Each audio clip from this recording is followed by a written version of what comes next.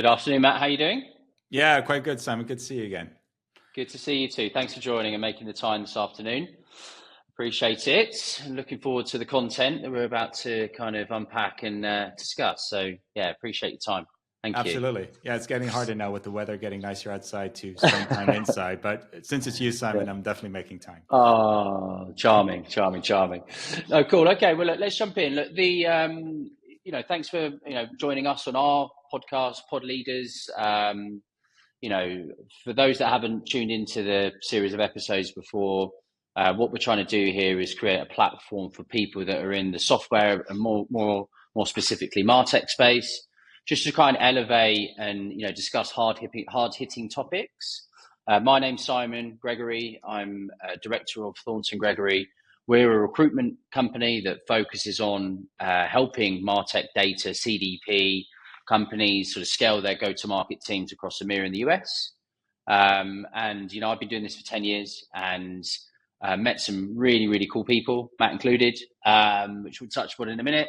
And just felt like, I guess why a lot of people do podcasts, right? I just felt like there's just some really, really cool things that I was sat there listening to, stories, learnings, challenges that was just staying with me. And I thought, why not give a little bit more of a kind of, window to the world and just give a platform for people to be able to talk a little bit about some of this stuff, just to help community, give back a little bit more and just spend some time with some cool people. So, if you haven't checked them out, I think we're on like 25 or 30 episodes now. But we're doing stuff around, today's a little bit of an interesting twist on what I'm about to say, but it's like GTM leadership, RevOps, sales enablement, customer success, all that kind of cool stuff that spans our space. But,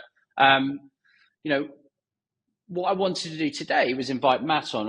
I've kind of known Matt on and off. We've spoken on the phone a fair few times. I've certainly seen his name and come up in conversations over the last 5 or 6 years and come into prominence, certainly as the CDP space has evolved. And, you've obviously earned a major career, which we'll come onto in a minute, in, MarTech data stack and CDP in particular. But, I thought it'd be really cool because there's so much noise at the moment in the, not just the MarTech space, but in the CDP space in particular. And my, my customer base, my client audience, and sit within that world, right? And what better than to get truly an expert on to try and demystify a little bit of the space and just hear from an expert's point of view a little bit about how they see the space, current and future states. So that's the reason why I invited Matt on, and appreciate, that was a little bit of a kind of crescendo drum roll entrance. I'm going to need a ladder now to get off that pedestal. Well, the other thing to mention is I feel truly grateful because Matt also, if you haven't checked it out, has his own podcast. So MarTech Therapy, which I think is quite new. Is that right? Yeah, since January 1st. That's right. January 1st. But you've had some brilliant, kudos. Like, you've had some brilliant guests. I watched a couple recently, but who have you had on recently? Well, like you said, the CDP space has been very active. So I've been definitely reaching out to a lot of CEOs, and we've seen CEOs from Treasure Data to Particle-Lytics, especially the last two companies who have been in the news quite a lot because of mergers and acquisitions. But it's definitely been, I've had some interesting people, but also people from privacy perspective and even from marketing operations. So taking a kind of a broad look at all the aspects of that, that touch on the CDP scape. Yeah. No, brilliant. Yeah. So if you haven't checked it out, definitely land on Matt's page. We'll tag it, I think, when this all goes live, but there's some great discussions, and Matt's got a great sense of humour that hopefully we're going to we're going to touch upon, I think, within this, and a little bit of laugh as well. But I know it's a serious topic, and obviously, something that people really do want to understand better. So, look, without further ado, let's jump into the kind of content of the discussion. Look, I've given you a little bit of an intro there about why and how we met, but look, for those that don't know you, and I called you a subject matter expert, give yourself a little bit of an intro and just tell everybody a little bit about your career today. Oh, absolutely. Well, I do want to disclose because it's a topic that came up recently in discussion that I had with someone that with who I had a shared history, but I didn't know it. I'd spent 9 years in the military before even getting Mm. into the world of data. So I was a sailor, sailed the seven seas, seen the world, and then at some point I said I want to get out, and I got into a kind of a program, an apprenticeship program for data and analytics and programming. Um, moved moved from company to company, different jobs, and finally landed a job that focused on analytics specifically. And I thought, this is it, collecting data from people visiting websites. I mean, can you imagine the stories we can tell? And it kind of evolved as a strange, I don't know, as a hobby that just kind of got out of control. I wanted to learn more. It's great knowing what people do on the website, but I also wanted to know why they were doing certain things, and why were they not purchasing, or why were they? So you're looking at qualitative data, and then you run into a problem where you're actually doing analysis on all this data, and you say, wow, the data is horrible, the quality. So you start looking into data quality, and you say, well, I think I can do it better. So you get into the technical side of things. And now we're 20 years down the road since I started, almost 21 years, and it's the space has been evolving so much, and there's so much to do, so many things to get right, and it's very hard, I find, for people and companies to keep up with the pace of the technological developments. And that's kind of the pun of the name of MarTech Therapy, is that I want to offer therapeutic services to these companies that are struggling, especially with marketing technology. Yeah, yeah, yeah. I mean, on the other side, slightly different side of the conversation, of course. But I see everybody struggling with trying to find value, right? It definitely works, and if utilized in the right way with the right people and the right resources, then it can be hugely powerful. But I can 100% see why your services would be of value. Um, and is it the 20 years or so? It's mostly been contracting, is that right? You've been bouncing between different gigs, or has it been permanent as well? It has been permanent. I've been on the client side, I've been on the agency side, but I have to say, for the last 10 years, more over 10 years now, so definitely more than half, I've been my own boss, and I have to say I do prefer that. It's Yeah. strange. It's a strange phenomenon, and I have discussed with a few other contractors before.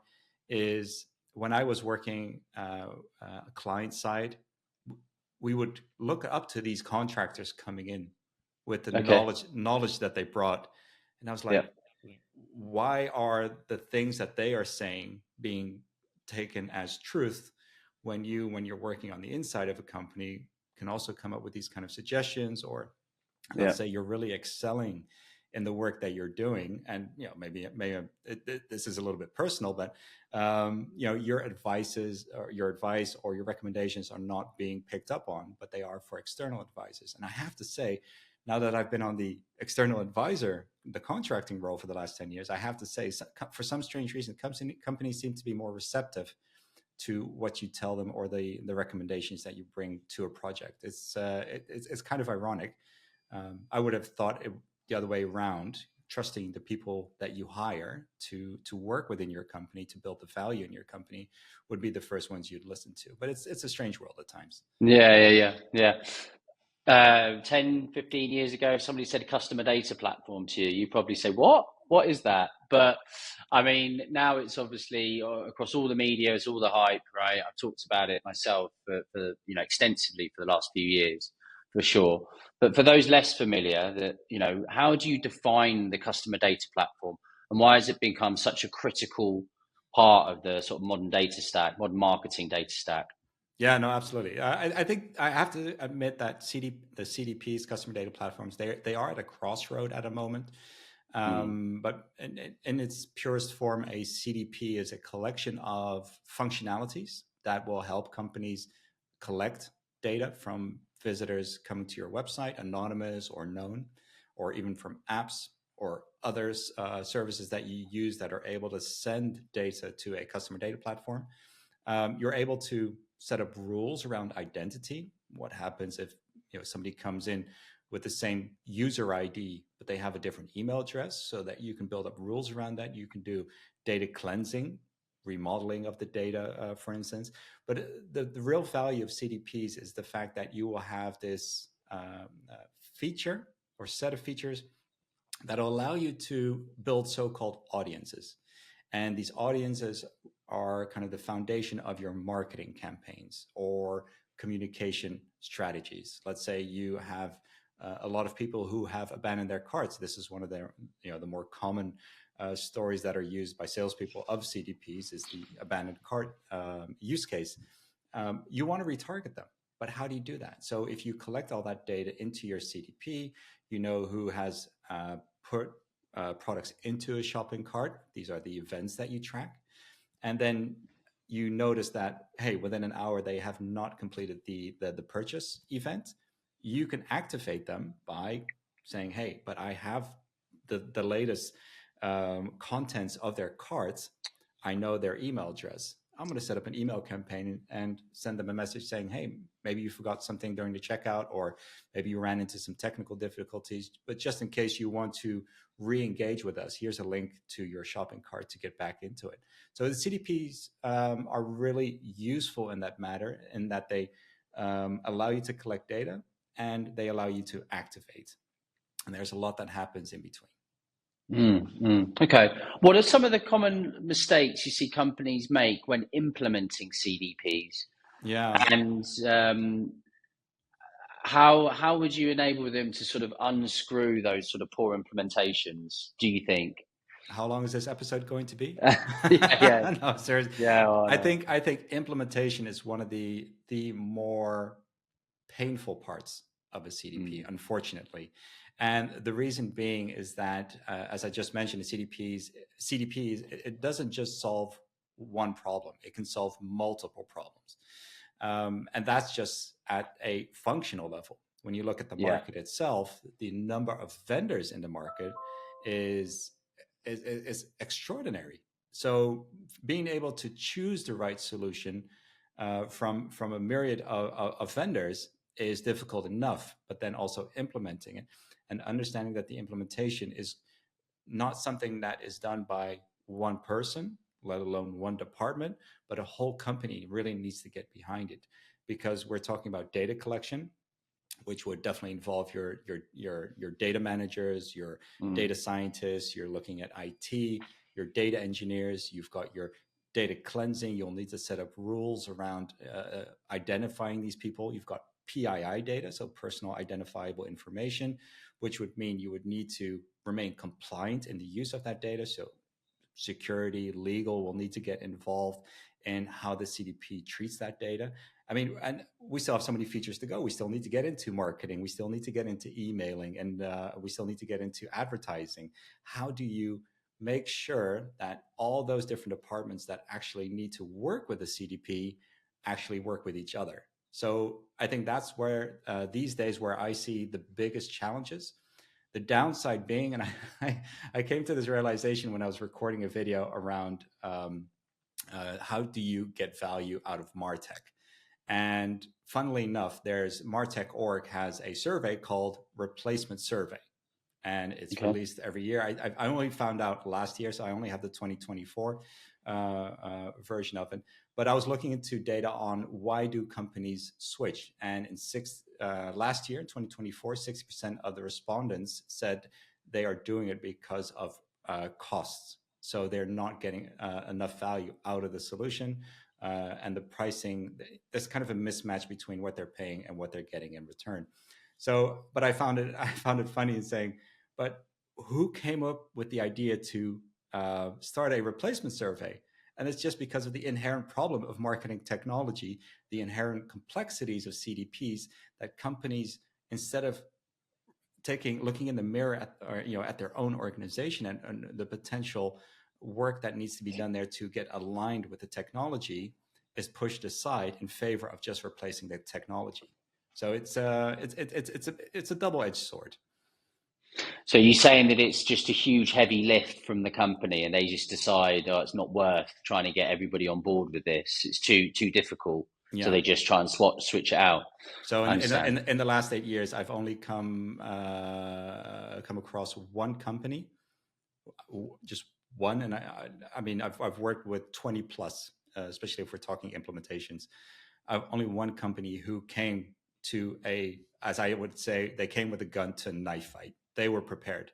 They knew exactly how to tackle this. They had all the people involved straight from day one, saying, "Hey, we've got a data engineer here, we've got we've got a data manager, and etc." Everyone was there, and it was the most smoothest implementation I had ever done. Yeah, I think you told me about this off air, I think. So a lot of your work, I guess, is when you pick these projects up, is actually saying, well, slow down to speed up almost. You need to get kind of all of this foundational stuff and maybe even headcount allocated, certainly governance, and high level sponsorship because and you're simplifying what is a hugely complex thing if you're talking about a multi-billion-dollar company, multinational multi-billion-dollar company. That's really interesting. Okay, so many companies invest in CDPs, like we talked about, So we're going through that kind of life cycle to drive kind of faster ROI. What strategies have you seen that work best to accelerate value from their CDP investments? Yeah, I think the golden rule is, and anyone you ask around CDPs, I think it's like a check verification you can do if people really know what they're talking about, is work from the use case backward. Do not start working with a CDP unless you need to solve something. And the same goes with if you want to drive value. There's always low-hanging fruit with CDPs. As I mentioned, you have the abandoned cart, which focuses on re-engaging the customers on your website and actually at the closest point to actually converting, in other words, generating revenue. And then there's also something called ad suppression, which is also a relatively easy use case to realize with the CDPs, is that if people are customers of yours, if people have already signed up, why would you want to show them paid ads in Google or any other search platform or any other referral network that you might want to target or look for, acquire new users? They've already signed up. There's no need to be spending that extra money. And I've seen cases where you could actually save between 20 and 30% of your ad spend on a yearly basis just through ad suppression. So let's say you're spending $10 million a year on ad suppression. If you're saving between 20 and 30%, that's $2 to $3 million. You've already got your CDP paid for. Yeah. So it's sometimes it just takes a real easy look at how do we get that value out of that, and there are some easy steps. Okay. How should companies balance leveraging first-party and third-party data to enhance customer experiences without compromising, of course, privacy and even like data ethics? Yeah, you're right. There's a huge drive right now to have companies, maybe I don't want to say overhyped because it's really valid, to push your users into a first party position, meaning you know who they are. You have at least one point of, one contact detail of theirs, be it a phone number or an email address, so that you can reach out to so-called first-party communication platforms, email, WhatsApp, kind of messaging. So that there's a huge push for that, and I think there are a couple of reasons for that. One is that attribution is getting a lot more difficult. So that's definitely always a discussion, because there are a few purists out there who think that attribution is it's a little bit more complex than the name would suggest. In the past, when we talked about attribution, it was you had Google Analytics, for instance. I mean, really simplifying it now. You would be able to tell, hey, this person made a purchase event, and we're able to track it back to this campaign that we did on Google Ads, or maybe it was a Facebook, or it was organic traffic. It's so that you can, which usually meant SEO. So attribution is very important, but as soon as you get first-party data, it's I don't want to say a gold mine per se, because it does take a lot of effort for a company to get first-party data and maintain it, because there is a level of trust that is needed.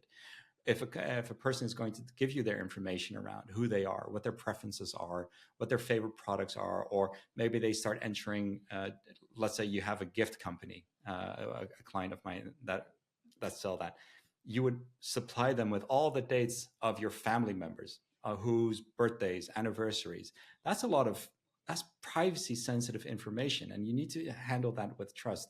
So I think, although you switch from third party to first party, doesn't mean that companies get off lightly. They really need to invest in dealing with that data properly. So, and there's further ways to enrich that data through in-app surveys, which was a quite interesting research that I recently did, with Amplitude, for instance, offering now in-app survey features.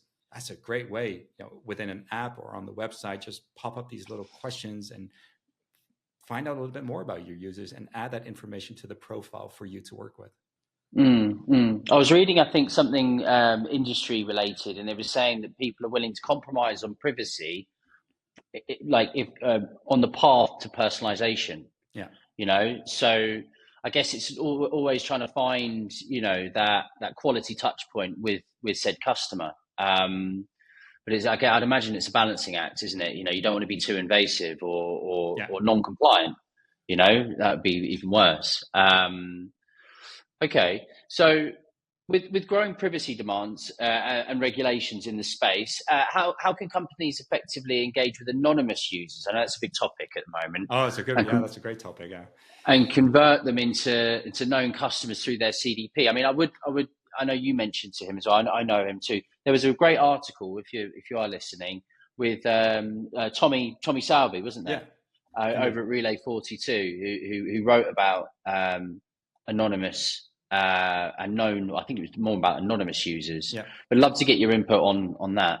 No, absolutely. I did read Tommy's article on that, and I have to say it was an eye opener for me. I'd never really taken a moment to consider the amount of potential within anonymous users, and there are a few different reports on this. I think I spoke to one company that's focusing on offering personalization.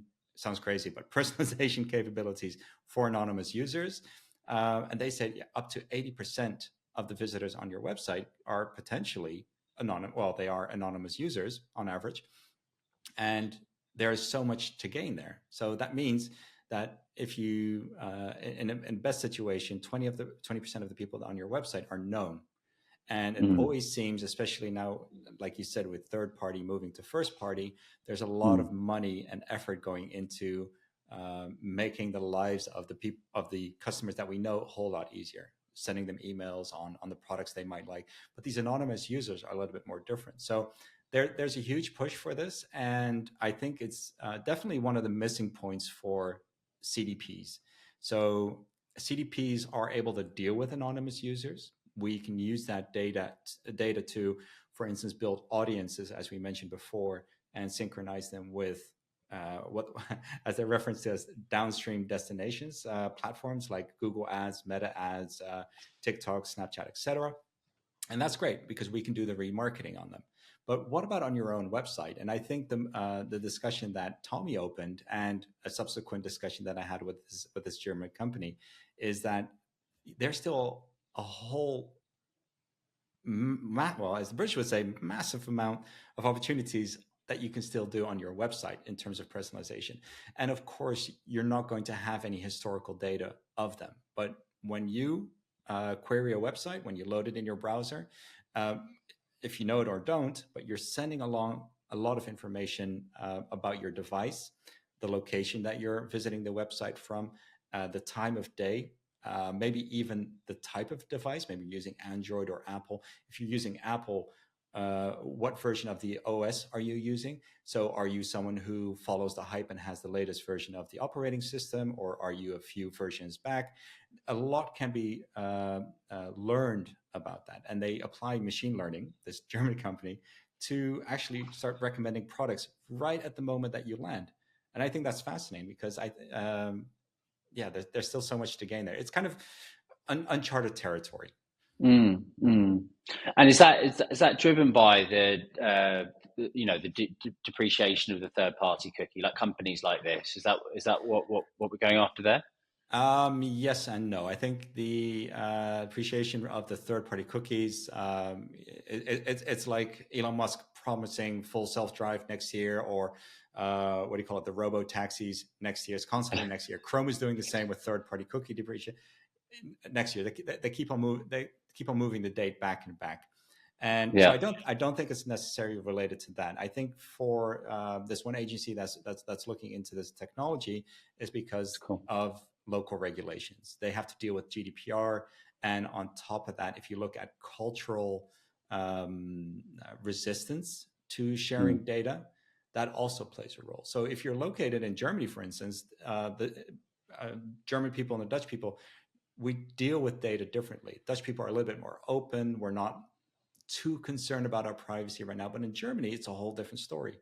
There are tag management systems that work without cookies. There are web analytics systems, alternatives to Google, that work without cookies. There are now personalization. So there is this whole subculture Cool. around this anonymous, but I think it's mostly, I think for about 70% is driven by legislation.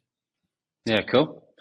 Identity resolution. Let's just have a quick chat about that. So how do you see the role of identity resolution evolving, especially as we touched upon there in regards to third-party cookies?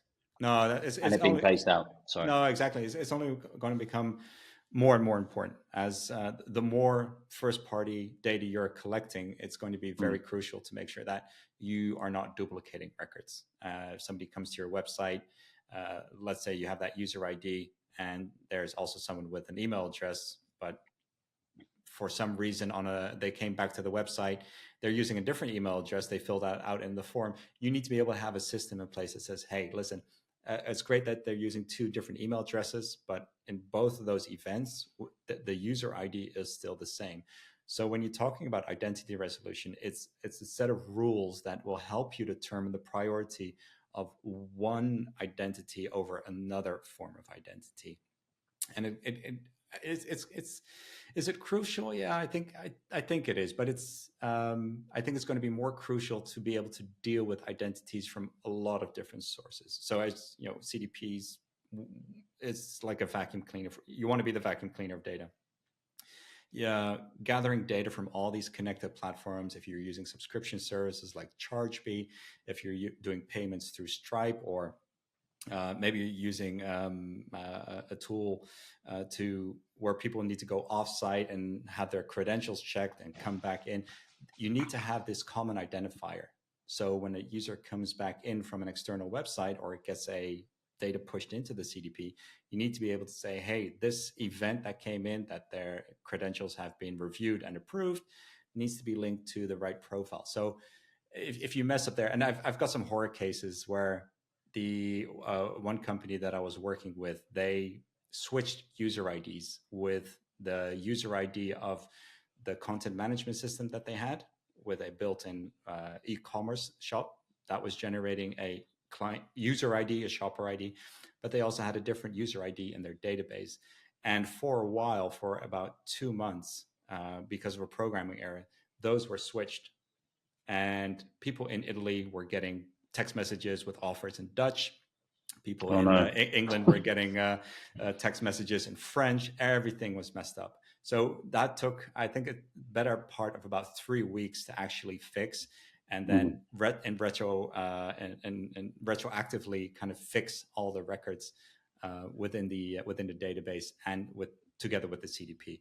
But it's very crucial to get that and maintain it correctly. Oh dear, there was probably some angry meetings put in people's diaries when that was happening. Yeah. Okay, cool. All right. Well, look, data quality now. Look, just maybe to quote our friends over at MParticle, MK saying "garbage in, garbage out." I quite like that. Yeah. But data quality is obviously a big topic in CDPs, right? How important is that in driving effective AI and machine learning outcomes with the CDP? Critical, mission critical. Yeah, it's one of those.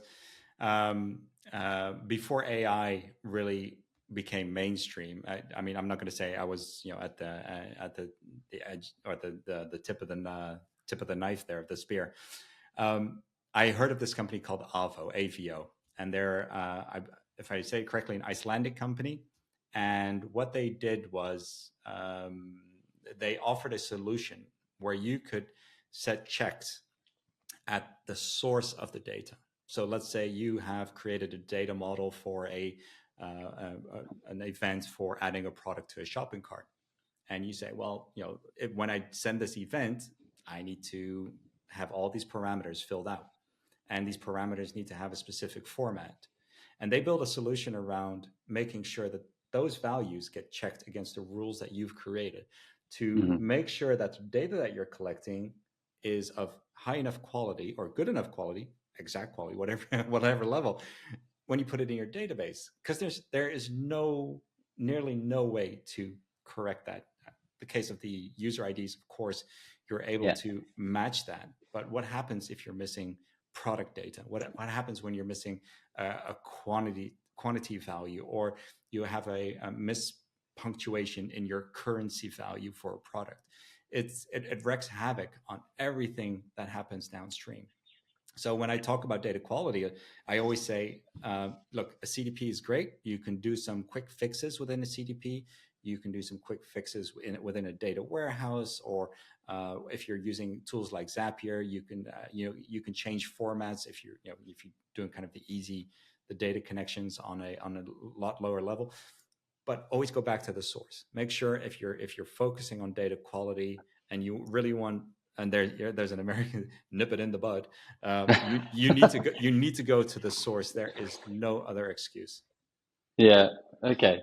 Tells from the front line then, how good is the data quality on most of these projects when you turn up?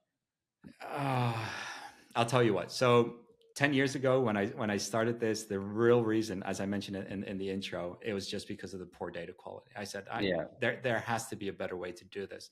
You really need to sit down, come up with a structured plan, define what you want to track, then go in, or write a plan around it, go in and then do quality checks, but also keep checking afterwards, because people push product updates sometimes every day, every hour.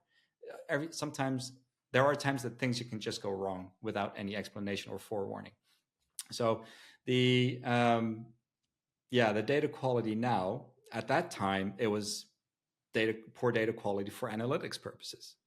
But if you're now collecting poor data to use things like Gen AI for text recommendations, or if you're doing it for machine learning, I think the impact is going to be 100-fold of what it was with just bad data for an analytics.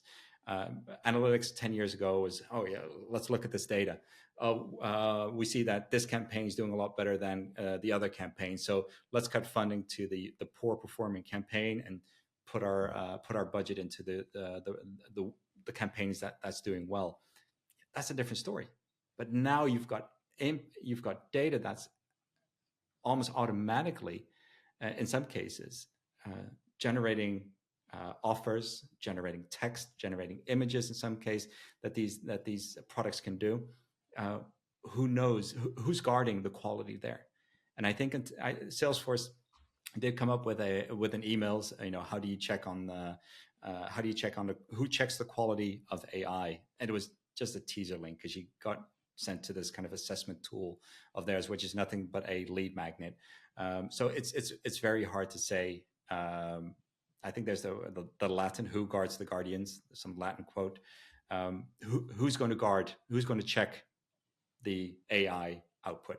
And I think that's going to be a next wave of solutions you'll see, is that, and strange enough, it's what humans should be doing, but they're going to be generating content, images, but somebody still needs to check it, because in a few cases, as we've seen, some edge cases with, I believe it was Microsoft's AI, telling people to go hang themselves, for instance, in AI chats. I mean, how crazy does it need to get? Yeah. Some of this stuff is a bit uncharted, isn't it? I think that's the kind of the scary but exciting aspect of it. But people seem to be rushing to that, trying to cross the finish line as quickly as possible without looking at the potential consequences. And I get it. It's about raising money. It's about raising capital, becoming the first in the market. I get it. Yeah, But at some point we do need to say what's the ethical approach? How do we yeah. make sure that we don't, say? I mean, yeah, even going into racial and political slurs that can be outed by AI, who's going to be protecting us from that? Yeah. I think as well, it's not desperation, but it's that thirst for competitive edge, Yeah, isn't it? I think in a space that's, going back to my comment about being very noisy, this is they're seeing this opportunity, and they're stress testing it yeah. um, to its limit. And unfortunately, with anything, people are falling foul of how far they're taking it. Yeah, There aren't the guardrails there, as you put. no, and Um, like I said, it's with the replacement survey, people are going to replace the tools and not the people. And mm, you can keep on replacing tools, but if you, as the people responsible at the end of the day, don't learn from your lesson, you can put in 20 tools, but you're still going to get the same outcome. yeah, and waste a lot of money.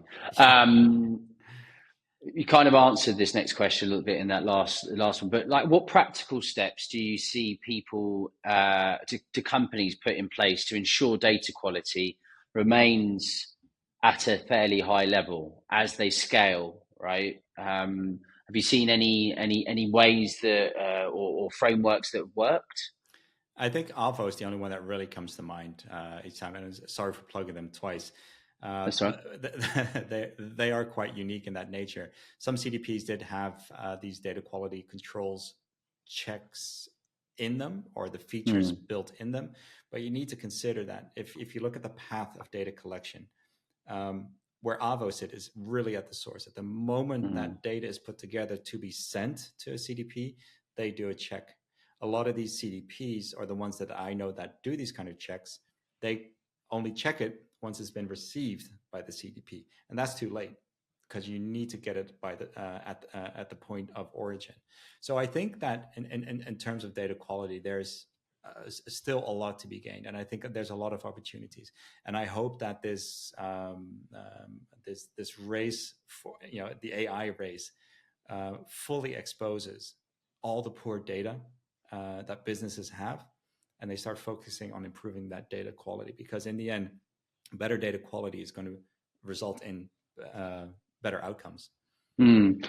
I guess going back to that, you talked about Arva and it being so fundamentally important to the performance of the CDP. Why is there not enough focus on like the origin of the data and having more innovation and control at that point?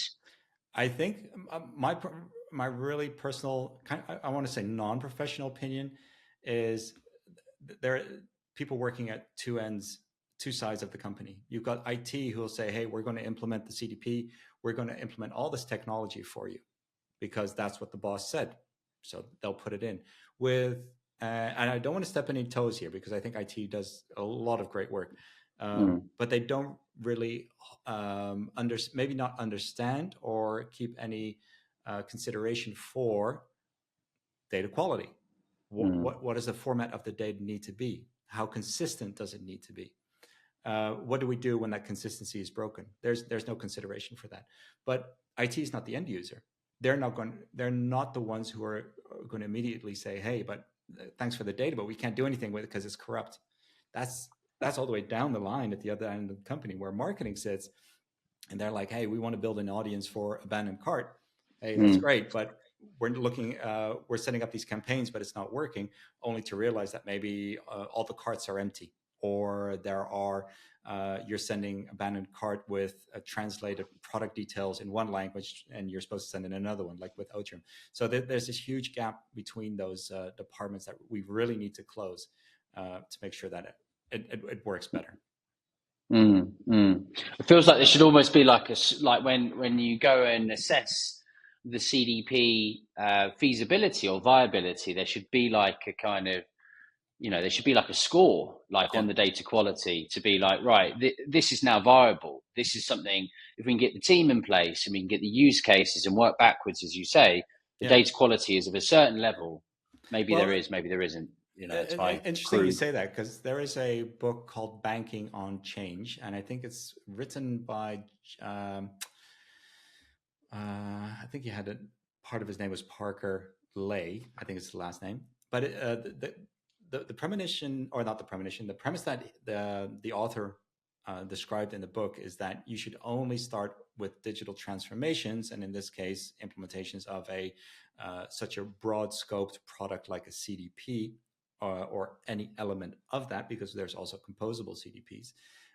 You need to make sure that everyone involved is educated.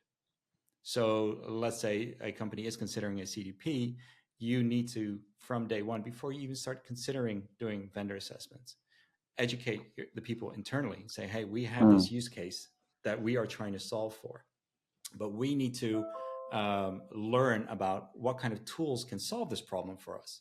And then as a team, you need to educate each other. Something that we did in the Navy called cross-decking, cross-polling, where you would spend a few days on another ship or in a different role in the same ship, so that you understand what's engineering doing, what is logistics doing, what are the flight crew doing. So you move around the organization, and that happens very little in modern day businesses.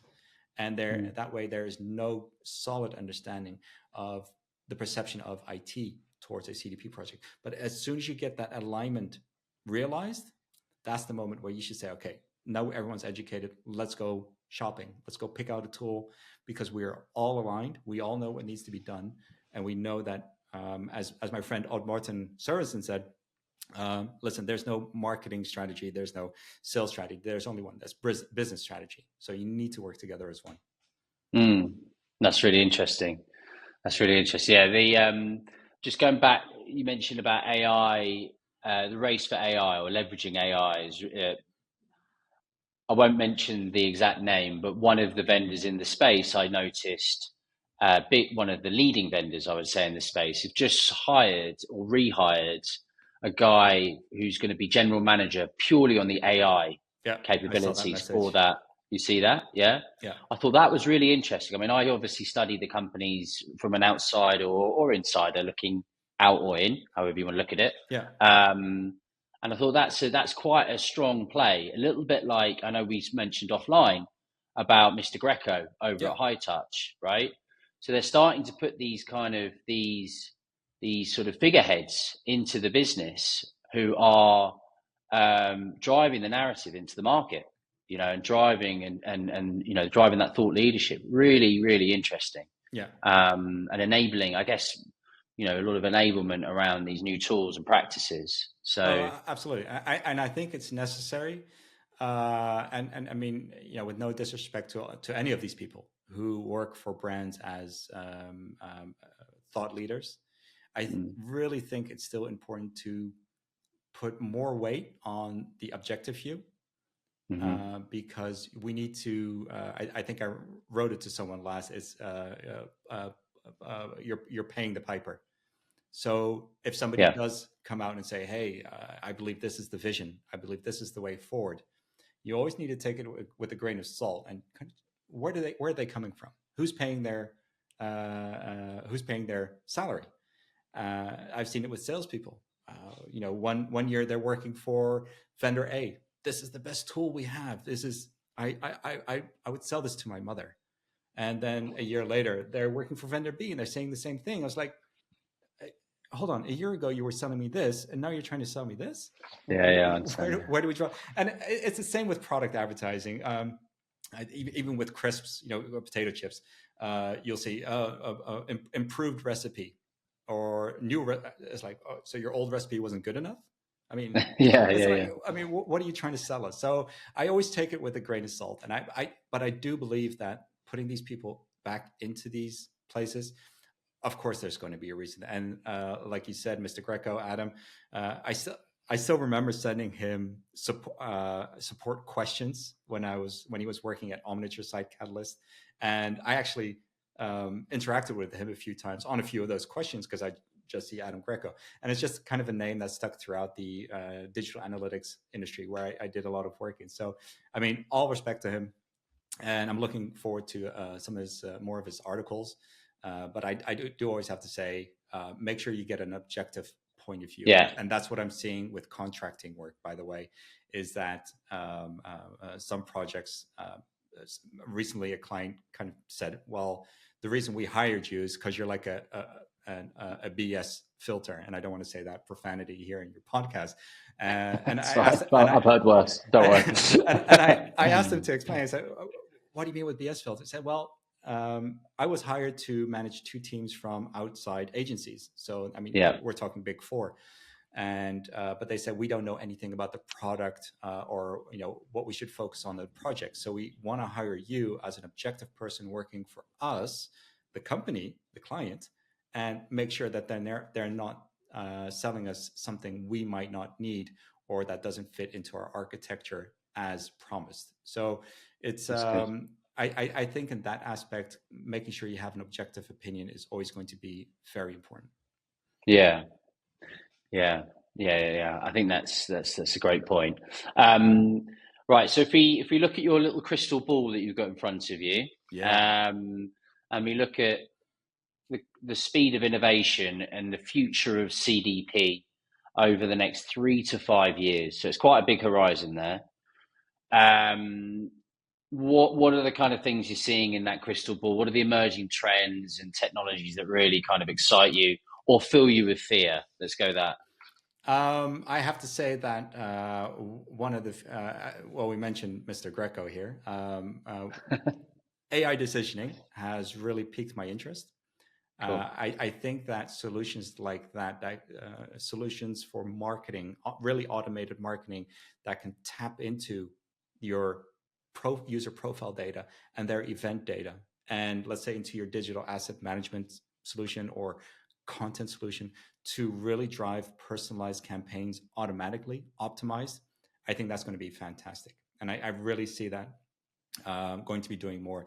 The same with Lytics' XCDP, doing that integration with Content Stack, which I believe they rebranded it to Edge, is also going to be critical. So in that sense, I think there are a lot of new features coming. And like I said, you mentioned MK from mParticle. He did write that a blog series around CDP 2.0, and that the CDP has been commoditized. Every CEPs like Klaviyo, Customer IO, everyone jumped on the bandwagon. Everyone's got the same features now. So how are you going to differentiate, right, moving forward? And I think we're seeing that now with companies like High Touch, with companies like Treasure Data, with Amperity. Everyone's kind of they all came together, and now they're slowly regaining their own independence within that category. Yeah, because they're not all equal, are they? I mean, from somebody that doesn't really know what they're looking at, you go 100 vendors, or more. I don't know the exact the count now, but they really aren't. Like they're not interested in the same deals. They're not fit for purpose in certain situations. But they're all called a CDP. And the technological aspects, do they integrate with the rest of your platform? So a common thing you see is that companies will have their whole data warehouse infrastructure, let's say, built on AWS or on Google Cloud. Do those solutions work with those platforms? And I mean, there's just a lot to consider.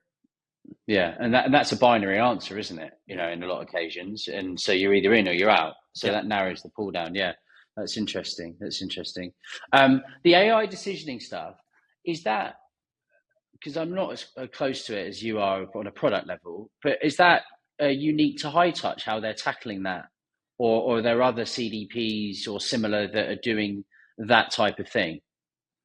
I would have to say unique from what I've seen as well. I mean, I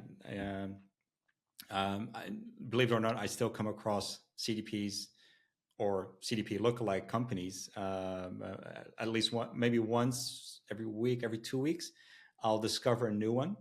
And I do tend to dive into what their capabilities are, but I have to say that High Touch's AI decisioning is definitely unique. The way they're combining the decision making, the optimization of campaigns based on feedback back into the data warehouse and optimizing on an individual level. It's going to be interesting to see how that will develop.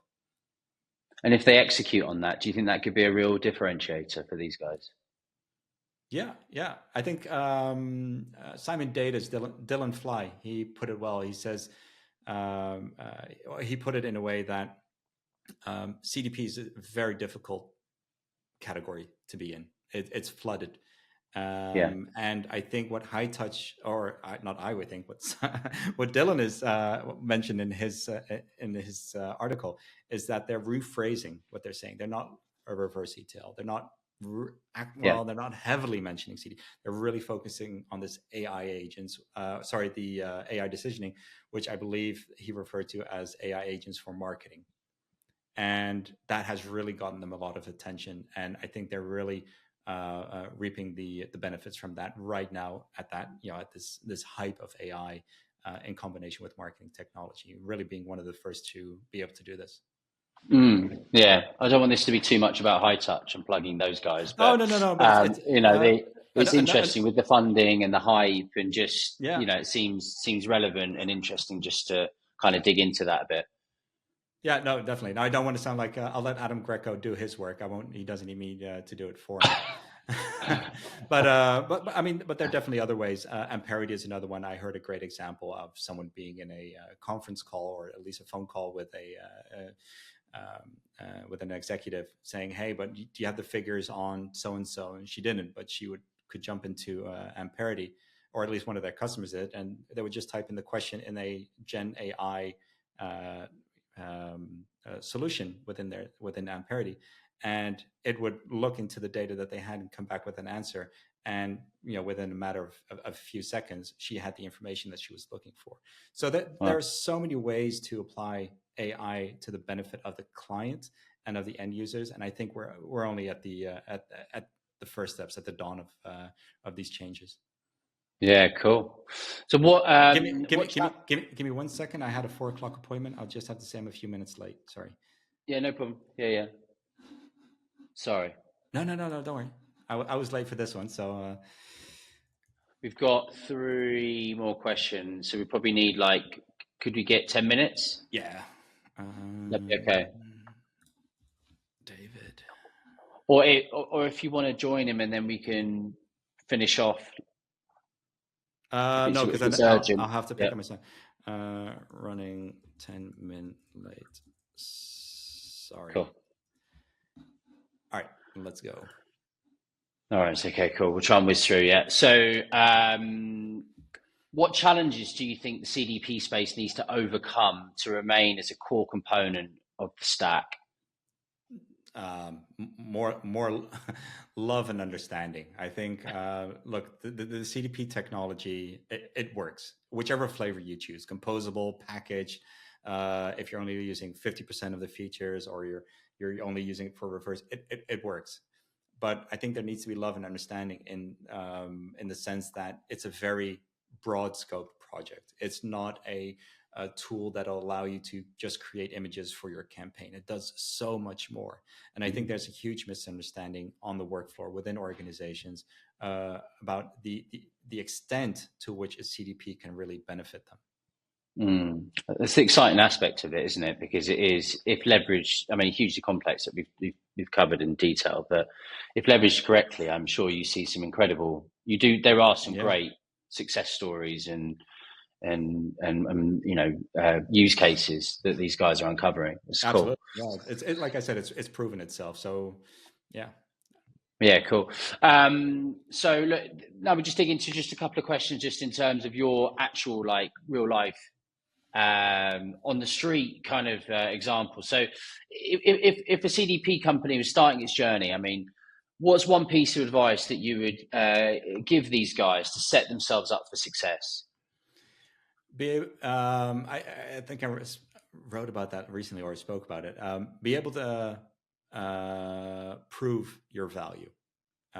Like we've seen CDP spaces, it was a hot topic. There's a little bit of contention right now, especially around the value of CDPs, and we're seeing that in the replacement survey. If you're spending, I've had clients, and of course there are implementations that are more expensive, but I've had clients working with a license of around 700,000 euros per year. how do you go around proving the value of 700,000 euros in a year? Is it just because you're setting up data, connecting data from one source to another? Is it that you're creating audiences that will help improve campaign velocity or campaign quality? And so it's very difficult for CDPs to be able to do that. And it doesn't always need to evolve or revolve around the efficiency of campaigns. You can also, for instance, put in the example that I gave with Amperity. If you are able to write your question, for instance, that you need an answer on the data that resides in the CDP, and it comes back in a matter of seconds, there's a value to that as well. The time saved by that person to call up a data scientist or call up an analyst and say, hey, can you give me those figures? Waiting for that person to log into their system, dig around, and come back with an answer. So there's a lot of value to be gained, but I think they need to surface it a little bit more proactively to kind of still the worries and the qualms of CFOs about all these expenses. Yeah. Get it. I'd like one example, please, of like a success story that we mentioned there. Can you? I mean, you don't have to name the actual company, maybe, but just give us a little bit of insight about maybe something that went extremely well and why. I always come back to the one that I mentioned earlier, and it's not necessarily around the tool success, because there were challenges.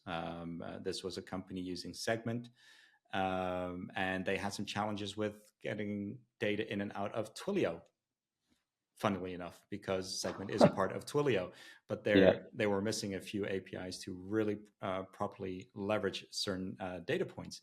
But so it's the success story that I share is just around a team being willing and able to make the most out of this.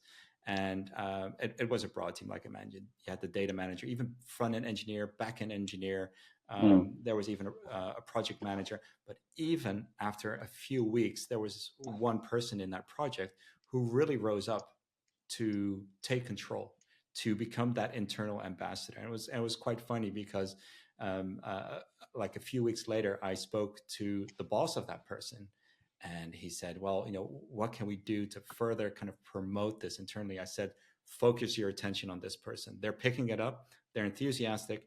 They're willing to drive that narrative internally. This is your key. And that person went into the company, reaching out to various departments, doing educational pieces around the benefits of a CDP, the benefits of this solution that they were working with Segment, going to marketing teams, making sure that they're up to date. Pretty much as, I don't want to say, they had a project manager who kind of took a backseat role, making sure that administratively and in terms of time and planning, everything was sorted. And she was kind of the spokesperson for the entire project internally. And that was Mars. I think that drove at least 50% of the success of that project. So I think the element that I continue to hammer on is people. Make sure they understand what they're getting themselves involved with, educate them, and seriously, it's going to really drive success, make it easier to achieve it. Okay, cool. Last question. So what's kind of one misconception about CDPs that you wish more people in the MarTech space really understood? It's easy. Don't believe the salespeople too much. Like I said, there are a lot of different flavors, and they'll all promise you riches, pot of gold at the end of the rainbow. But really, do your due diligence. Absolutely, yeah. And use a objective consultant. Thank you. Yeah, I know one. No. Yeah, no, great. Look, thanks very much. That was really, really good. Look, we're running up to the hour now. We just as to finish like we always do. We've got a little bit of fun. So, first answers to these questions, please. Not too much thought. So, favorite piece of tech or app you are using now? Definitely Claude and Riverside, what we're using now. I really love it. And Canva. I just love those. There's so much to discover yet in those applications. Yeah. Okay, cool.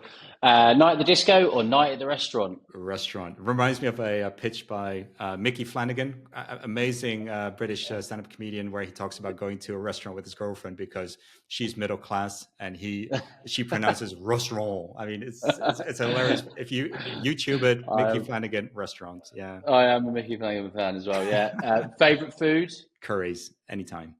Lovely. Favorite movie? Oh, definitely sci-fi. Rogue One. I find it an interesting story from Star Wars. Just anything without the Jedis, I find interesting from a Star Wars storyline. Or I'm a huge fan of Christopher Nolan, any of his movies, especially Interstellar. Did I see? Is that Star Wars memorabilia behind you? Is that about? No, actually, that's the Apollo. Oh, okay. Yeah. I forgot which one it was. Forgive me. Yeah. Okay. Look, if you were to describe yourself in 2 words, what would it be and why?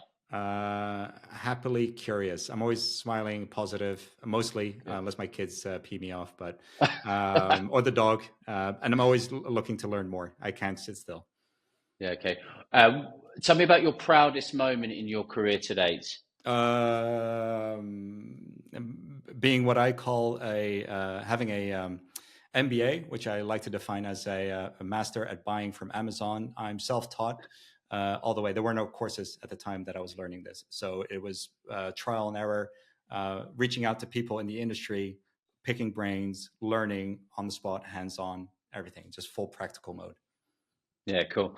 Favorite place that you've been on holiday or just visited in general? I have fond memories of a 4-hour day when I was in the Navy in the Norwegian fjords. The sun would come up at 10 a.m. and go under by 2 p.m. Pitch dark. It's the most fascinating thing I've seen. I still need to see the Northern Lights though, but Yeah. Okay, I'll get all sorts of interesting answers to this last one. What's your guilty pleasure, if you have one? Can it be if it's a combination? I'll have to say, and this was I discovered this when I was operated on, and I had bed rest. Reruns of old TV series like The Love Boat, crunchy chocolate bars, which are difficult to get in the Netherlands from Cadbury's, and Dr. Pepper, which is often quite difficult to get. It was an American drink. Okay, cool. All right, awesome.